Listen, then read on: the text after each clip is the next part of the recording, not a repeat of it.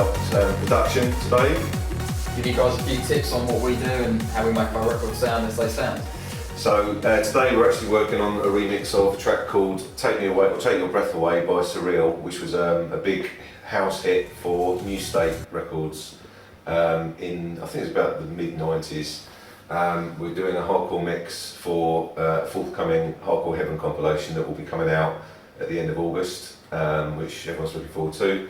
So yeah, just started this morning. You've caught us mid-project, so we'll talk you through what we've done, and then we'll show you where we're going with it and how we get there, and a few sort of tips and tricks along the route.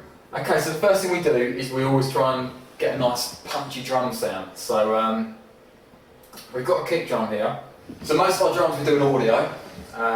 The loops we tend to use either as audio and we'll time stretch them, or we'll chop them, or we might even make them into Rex files and then put them into Cubase.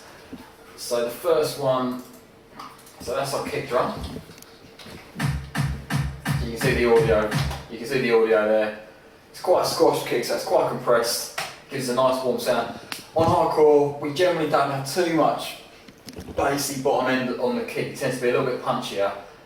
We let the off bass do the weight to the track. A lot of the time we find that with kicks and basses we tend to use them from sample CDs or from synths. But if they don't work straight away, rather than trying to compress EQ and trying to shoehorn it into the track, normally we find it's just the wrong kick or it's the wrong bass. So we'll go through, we'll find the track, maybe a little bit of EQ, tiny bit of compression or limiting just to get it to sit in the mix. But generally, if you try and change the sound too much, 9 times out of 10 it's the wrong sound, it's not going to work, the frequencies aren't right. So we just go back to the sample library and find a different sound. We used to layer the kicks quite frequently, it's probably going back about 10 years, but we've since then realised that, like Chris was saying, you really just need one strong kick, and if it doesn't sound right with layered kicks, it just sounds messy, it just doesn't work. They cancel each other out, frequencies hit each other and it just doesn't work. So basically the golden rule with hardcore anyway is just one strong kick. And also what we found is, depending on the key of the track, if the bass note's a bit lower, then it's the kick probably, the bass will have a bit more bottom end on it than if you're working a higher bass note. So that can determine the type of kick you use, whether it's a punchier kick or a more driving kick. So they're things to consider, just what key the track's in, as to what sort of kick you need, what sort of bass sound you need, and then work it from there. So this is the kick drum. If I zoom in a bit, you can see it's quite compressed. Some kicks will go more kind of like a triangle straight down and have the weight at the front. Where this has already been compressed, it's quite long, and then it tails off there. So it gives you quite a full kick, and it fills the mix quite nicely. So if I play the kick now on its own, you can hear there's a little bit of bright end to it. It's not too bassy, but it's got the frequencies you need. And then from there we tend to add basic percussion, closed hi-hats, maybe a clap that plays with the kick. Or a snare on the kick, something some punch. Yeah, something a bit more audible so that you can actually hear it rather than just feel it. A ride might be on the 4/4 as well, an open hat, a loop. So they're the things that we tend to stick to the same kick actually quite often, because it's the thing that if the rest of the mix sounds good, you don't actually notice that the kick's a particular kick, if you know what I mean. It's kind of like, as long as it just sounds right, it's something that we don't generally change. So how long have we been using that kick now? Oh, quite a few years now.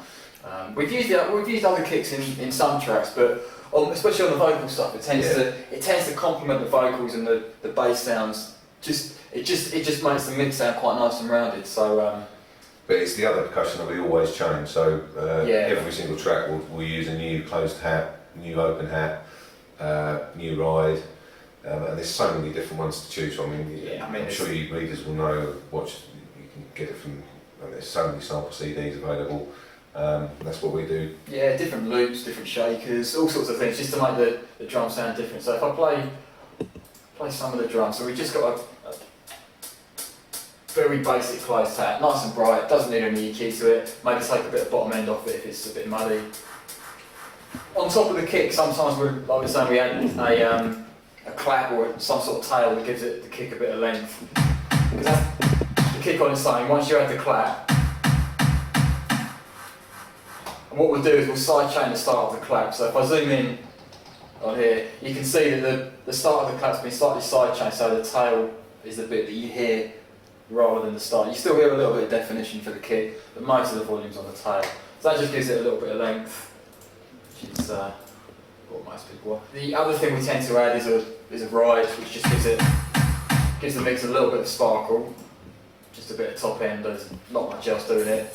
Some in there. We might some tracks we might side chain so you don't get the hit. You just get the brightness of it. Again, can put a bit of distortion on that sometimes. So that's one thing that does make a lot of difference to the whole track. Actually, is the sound of the ride. And we can, like Chris was saying, we can have it really toppy or quite mid-rangey.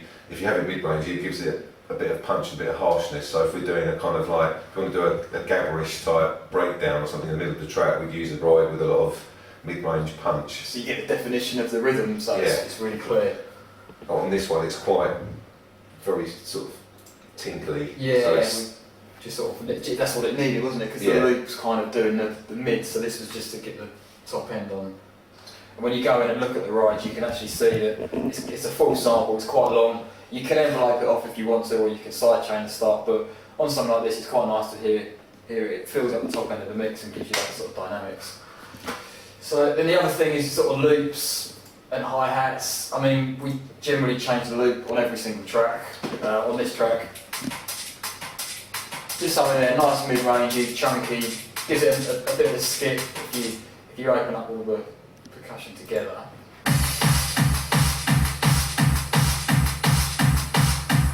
So if I move the loop in and out, just gives it a little bit of rhythm, so you're not dealing with just a straight 4/4 beat. And then the only other thing we add is some hi-hats. On this one we've actually got two hats. We've got quite a short hat, which just gives the kick a nice little bounce. And then a more regular kind of hat. Just a little bit longer, so that once everything's playing, you've got your stabs, your bass, everything playing, you can hear it. If it's too short, it will get lost in the mix, so sometimes you need it with a bit of tail. If I go into the two of them, you'll be able to see the difference. So one's really short on a sort of 16th, and that's more of an 8th length, which is the same, give or take the same length as the bass, and it'll just fill the mix, but more importantly, you'll be able to hear it when everything's in. The only other thing that we'd add to drums is a crash that you bring in every time you maybe want to introduce a sound or something. We've got a reverse crash in here that just gives a nice little sweep into it, and there's a shaker that plays down here, which just gives a bit of pace. Yeah, a little pick up every now and again. Just a busy sort of 16th shaker. Haven't done anything particularly clever to it. It just sits in the mix and picks it up. So that's pretty much our drums. If we play them all now.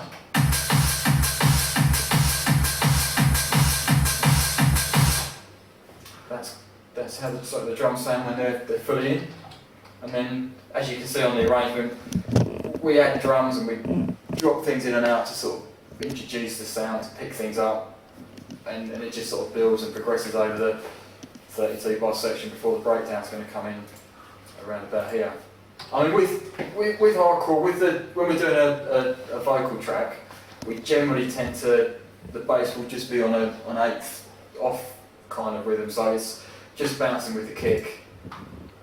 Whereas if we're working on the more instrumental side of things, we might really mess around with the programming with some side chaining, some gating, and it can trigger it in different ways. But on something like this, it will be more just like that, just sort of the kick, they bounce off each other, a bit of side chaining on the bass so that it sucks in. And again, we don't always do it, but on this track, it sort of works, doesn't it? It's kind of and the bass sound really helps with the side channel. It does sort of lend itself to that kind of style. I mean, as it happens, we've actually got two options on this one because we're not that far into the mix, so we were playing around with a couple of ideas. So there was the one you just heard, and then there's another one which is a bit more rolling, but we don't know which way we're going yet. So that's kind of the decision. It's a bit more rounded bass, but a different pattern as well. So if you But the key thing with hardcore all the time is to make sure that the bass is actually not playing when the kick is. So to do that, often we do use sidechain on the sort of sound on the first sound, we could actually draw the bass constantly and then use a sidechain so that there's no bass actually playing on the kick. So there's two ways of doing it, isn't there? So at the moment we've kind of, in the MIDI arrangement, we've just drawn in the notes there, and we've shaved the end off them just so it's not, it gives it a bit more pace. If they're too long it can sound a bit drony, yeah. So on this one, this is the two ways of doing it. So that gives a nice clean and clear off bass kind of feel to it.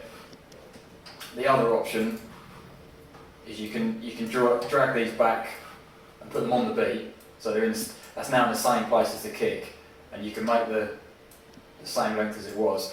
But what the sidechain will do is it will kind of silence the start of it, and you'll hear it coming in from here. So it's a slightly more enveloped feel to it, but you lose the immediacy of it, don't you? Yeah, turn the sidechain on and off and it sort of demonstrates it quite well. So that's without the sidechain on. That's without it on. Once you turn it on. So it's kind of like putting the bass on the off, but it gives it a slight little envelope. If you listen very carefully, you can hear it sort of just slightly up, which makes it sound a little bit more stylish. And you can play around with the sidechain as well, the amount, so it can almost sound late, or you can have less of it, so it's just feather in the front. It really depends on the sound though on the bass, because one style of hardcore that's very popular is bouncy, which is, you know, a lot of people really do like the bouncy sound. As soon as you put a sidechain on it, because it's enveloping the start of the bass, it's not quite as punchy. So sometimes when we're doing really bouncy tracks, we just won't use sidechain at all. It's better to have it clean if you get a really good punchy bass sound. There's different ways of sidechain. Within Cubase, you can do it with the Cubase compressor. So you load in the basic Cubase compressor, and the key is to turn that little button there, orange. That activates your sidechain, and then you can sidechain it via the kick. But we actually use the Vengeance sidechain. Just the presets in there are fantastic. You can play around with. There's an offbeat one, there's a 16th one. They're really good sound. You can mess around with the EQs a bit as well, and it just works for dance music. The guys there have clearly done their homework. Yeah, it's what they specialise in, and they know what they're doing. So that's what we use. So on this track for our bass sounds, we're using a synth called Nexus, which made by REFX. And it's a great synth, it's really good for leads and everything, but it's got some great bass sounds in it. This one's actually from one of the expansion banks, and it's, I mean, there's just lists and lists of bass sounds. They're all really cool. They've got very good EQ. It's the same as we were saying about the percussion. Generally, you don't need to do a lot to them. They've done the compression, they've done the EQing. They just sit in the mix. You get the levels right, maybe a bit of sidechain, a bit of compression, and they'll just sit in the mix really nicely. And if it doesn't work, it could be the wrong sound. Some sounds work better in different ranges to others, so we just play around with the sounds. This one, for the key of the song, seems to be quite cool. It's a nice note. It's still quite bouncy. The only problem really with Nexus is that because it's so good, so many people have got it, and so obviously it's kind of like caned a little bit. So it's more through the EQing that we try and change the sound a little bit, so it just sounds a little bit different from the you can also sound. Inside Nexus you can't edit the oscillators at all. All you can do is it's got different layers of sounds. If I show you on this sound, I don't know if it's made up of more than one layer. This is actually only made up of one layer, but down here it will list 1 to 4, and they're different instruments on the mix. You press the mix button, and you can turn them off. You can transpose them, detune them, turn the volumes up and down, but you can't actually change what sounds they are. So it's not great for creating sounds. It's more for lazy producers like us that like to use presets, because things like Massive are brilliant for creating sounds, but things like Nexus, the sounds are already made. You've just got to choose the right one and maybe mess around with the EQ within the synth and the levels of the sounds that the synth's actually made up of. For a bit of a change here, Simon and I are actually experimenting with different notes in the track, so you can see they've actually really branched out on this one. We've actually got 3 different bass notes. Well, we discovered this thing the other day. Yeah. This is called a keyboard, and believe it or not, they actually play different notes. We never knew that. We just played the same note every time. And if you look at Cubase, they nicely colour them for you as well. So those of you that struggle I with need the to use it alphabet. like painting, you'd be alright with this. Perfect for us. So anyway, on this particular track, when the bass notes change, some sounds the basses are too high and don't have any power, but when you transpose the whole thing down, the low notes can be too low and kind of fart out. So this is the other thing why you have to try different sounds. On this particular one, we found this sound worked on the F sharp, and then once we went down to the sort of C sharp, it kind of worked as well. On some sounds they're just too low and they're really farty, so just about tough enough. But if you were to go down much lower, you can see there's nothing there, so it's finding the right sound for the range that you want to be working in. So this sound works great in this track, but on another track it could be too high if you transpose it up the octave. Just about okay there, but up on the F, far too high, there's no bass to it. So it's just finding the range of the song and the bass sound that fits. So that's probably one of the most important things, I think, the bass. The next thing we needed to do on this was to try and work out the chords that play behind the vocals. So we were just on a piano sound. We're trying to work out the chords and.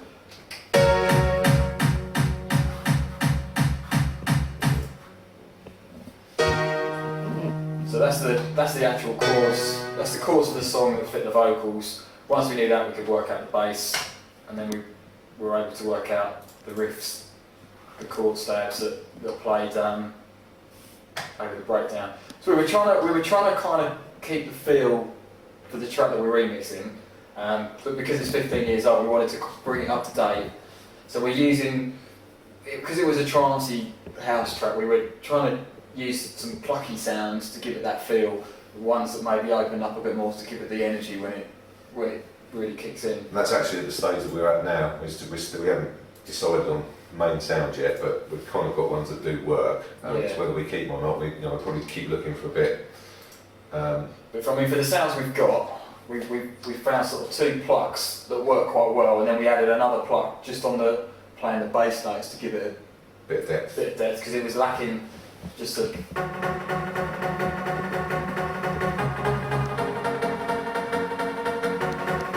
that was one sound.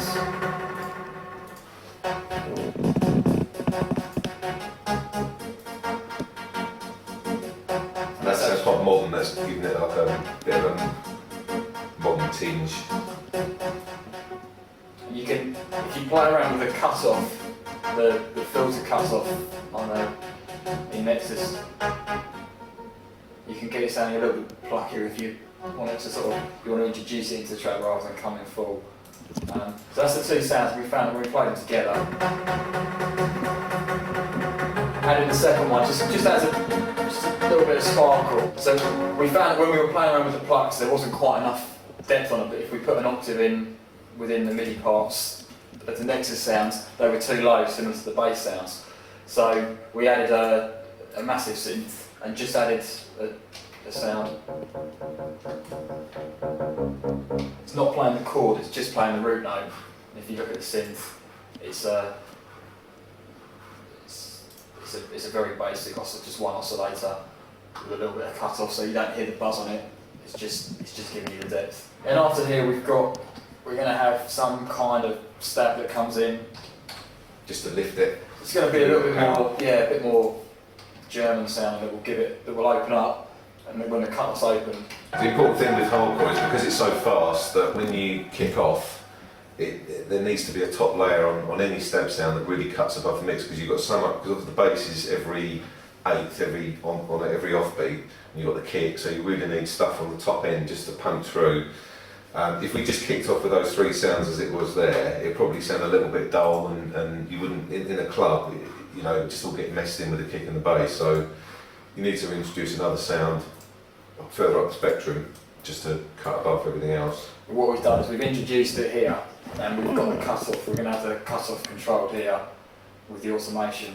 You can just go down to more, find the synth, which is Nexus, find the filter mod cut-off, which brings up this controller, which basically controls the amount of cut-off on the stab. So it comes in fairly muted there. When it opens up, just a bit longer, it's a bit clearer, it's a bit cleaner. Like Si was saying, if we show you how it would sound with that off, when it kicks in, it's very rhythmical. It's got a nice feel to it, but it lacks a little bit of energy. So when we add this second sound we've found, just gives it. It's going to give it the power that it's lacking. So that's we'll probably add another stab as well, just to give it even more power. Yeah, make a bit more mix as well. It's a bit thin sound, isn't it? So, but because it's as far as we've got so far, that's the sort of thing we've looked to add. So the other part of the remix, with it being a vocal track, they sent us over the vocals. What we had to do on this, because the original track was 138 beats per minute, we had to time stretch them up to 170, which is the speed of this track. That's your general tempo, that vocal, sort of 170, 175 nowadays. Yeah, somewhere between there. Yeah. So what you do, because we knew the original track was 138, if you go to your process and choose the time stretching tool, you can choose different algorithms. Although Keybase have introduced some quite fancy elastic ones that are really, really good sound quality, the standard vocal one I find is the best just for basic vocals. There's not much going on, so you don't need to do too intense a time stretch, or it can start sounding a bit wobbly. You put in the tempo, which is 138, what you want it to become to, which in this case was 170, and hit process, and it stretches to the speed you want. We've done the same, we've got some backing vocals. If I play some of the parts they've sent us. So this is the chorus vocal. If I zoom in a little bit, you can see it a bit clearer. You take my breath away. Don't leave me in this way. So that's the stereo lead.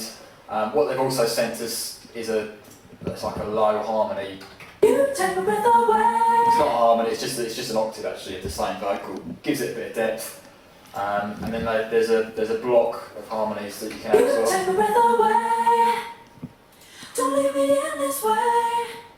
What more can I say? You take my breath away. So that's all the vocals we've got to play with. Because it's a slightly older song and the vocals haven't been treated too much, we may run a bit of EQ on them, and a new plugin we bought, which is a stereo Vengeance mastering suite. There's some presets in there that you can apply to mono sounds that will make them slightly more stereo, pull them out of the mix, so without turning them up, you actually achieve sort of the illusion of a louder volume. It works really well on drums and basses as well, actually, yeah. Which is, you wouldn't think it would do, but it does make a hell of a difference. It's kind of getting a modern sound, but you don't want it to be too stereo, because if it's too stereo, most club systems are mono, so from when you're DJing, you'll find that you might mix something down in the studio, and then it sounds great in the speakers, and you go to a club and you can't hear the things that you've put all the stereo effects on, because the actual real sound is a little bit quieter, it's the effect that's louder. But when it switches back to mono, you'll lose a lot of volume, so you have to be a bit careful. You don't want to go too stereo. It might sound fantastic in your studio, but when you take it or give it to DJs, they probably won't be that interested in playing it, because the levels will be a bit all over the place. So that's kind of what we tend to do. They're the sort of things we check when we're DJing. Is it's all well and good.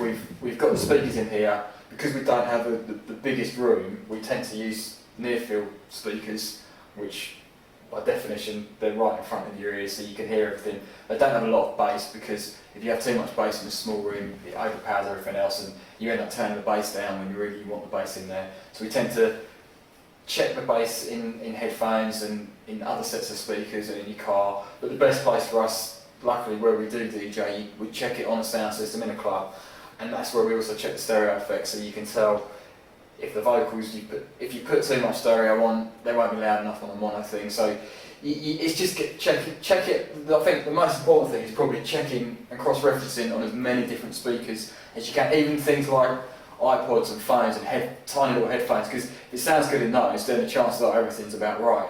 We actually at the setup we've got at Chris's, he's got some really crappy speakers just in front of what you use. If it sounds good on those, you can hear. It's like listening to like a transistor radio. Yeah, they're the size of like a tennis ball. There's two of them. We just put them there, and you turn these speakers off, you listen to them, they're not very loud, but if you can't hear the vocals over the mix, then the chances are the vocals are too quiet, and if the vocals are really, really loud, you know to put them down if you can't hear the bass, or you don't get you can't judge bass on it, but it's really good for just balancing out a mix.